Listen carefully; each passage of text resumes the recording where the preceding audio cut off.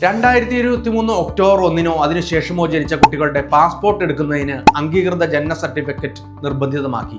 ശ്രദ്ധിക്കേണ്ട 5 കാര്യങ്ങൾ ഏതൊക്കെയാണെന്ന് നോക്കാം. ഫെബ്രുവരി 24 വിജ്ഞാപനം ചെയ്ത ചട്ടങ്ങൾ ഗസറ്റിൽ പ്രസിദ്ധീകരിക്കുന്ന തീയതി മുതൽ ബാധകമാണ്. ജനനമരണ വിഭാഗം രജിസ്ട്രാർ അധികാരപ്പെടുത്തിയ അതോറിറ്റിയുടെ സർട്ടിഫിക്കറ്റ് ആണ് വേണ്ടത്. 2023 ഒക്ടോബർ 1 മുൻപ് ജനിച്ച വ്യക്തികളുടെ കാര്യത്തിൽ പുതുക്കിയ ചട്ടം ബാധകമല്ല. അവർക്ക് ജനന സർട്ടിഫിക്കറ്റ്, SLC സർട്ടിഫിക്കറ്റ്, ജനന തീയതി രേഖപ്പെടുത്തിയ പാൻ, ഡ്രൈവിംഗ് ലൈസൻസ് തുടങ്ങിയവ തുടർന്നും തെളിവായി നൽകാം. അപേക്ഷകന്റെ സ്വകാര്യത സംരക്ഷിക്കുന്നതിനായി പാസ്പോർട്ടിന്റെ അവസാന പേജിൽ റെസിഡൻഷ്യൽ മേൽവിലാസം ചേർക്കില്ല. ബാർകോഡ് സ്കാൻ ചെയ്താണ് റെസിഡൻഷ്യൽ ഡേറ്റ ഇമിഗ്രേഷൻ ഉദ്യോഗസ്ഥർ പരിശോധിക്കുക. പാസ്പോർട്ടിന്റെ അവസാന പേജിൽ മാതാപിതാക്കളുടെ പേരും അച്ചടിക്കില്ല. ഒരു രക്ഷിതാവ് മാത്രമുള്ള കുട്ടികൾ, വേർപിരിഞ്ഞ കുടുംബങ്ങളിലെ കുട്ടികൾ തുടങ്ങിയ സാമൂഹിക അവസ്ഥകൾ പരിഗണിച്ചാണിത്.